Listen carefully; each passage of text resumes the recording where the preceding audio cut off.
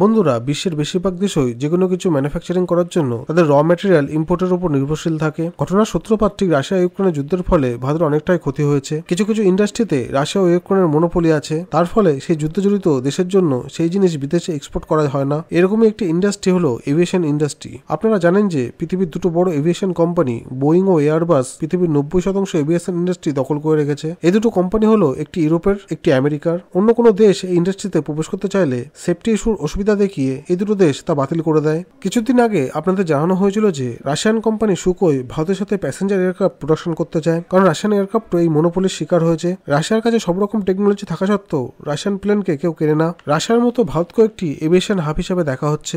Brazilian company এম্বারের ভারতে একটি military ও passenger aircraft তৈরি করতে চায়, কারণ ভারত নিজে এখন এভিয়েশন ইন্ডাস্ট্রিতে ঢুকতে চায়। কারণ এয়ারক্রাফট তৈরির নানা কম্পোনেন্টের জন্য ভারতকে বোয়িং ও এয়ারবাসের উপর ডিপেন্ডেন্ট থাকতে হয়। বিশ্বে নতুন কোনো প্রতিদ্বন্দ্বী না থাকার ফলে এই দুটো কোম্পানি তাদের রাজত্ব চালায়। পরবর্তীকালে কোনো যুদ্ধজনিত অবস্থায় ভারত জড়ালে ভারতকে তারা কম্পোনেন্ট না দেওয়ার বাহানা করতে পারে।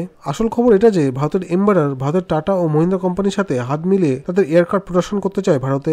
ভারতে যদি প্রোডাকশন ইউনিট স্থাপন হয়ে যায় তাহলে এম্বারার কোম্পানি এয়ারক্রাফট টেকনোলজি ভারতে ট্রান্সফার করবে।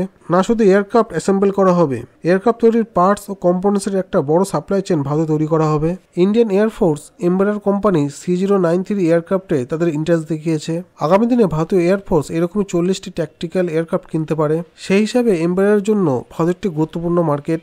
এছাড়াও এম্বারার কোম্পানির সাথে টাটা ও মহিন্দ্রা কোম্পানির যদি জয়েন্ট ভেঞ্চার স্থাপিত হয়ে যায় তাহলে এম্বারার কোম্পানি ভারতে কমার্শিয়াল এয়ারক্রাফট ও ছোট বিমান তৈরি করতে পারে। তো বন্ধুরা, ভারতে এম্বারার কোম্পানির এয়ারক্রাফট তৈরির ভবিষ্যৎ নিয়ে ও মেক ইন ইন্ডিয়া প্রোগ্রামের ভবিষ্যৎ নিয়ে আপনাদের কি মতামত কমেন্ট বক্সে লিখে জানান। ভিডিওটি ভালো লাগলে লাইক শেয়ার ও সাবস্ক্রাইব করবেন। জয় হিন্দ।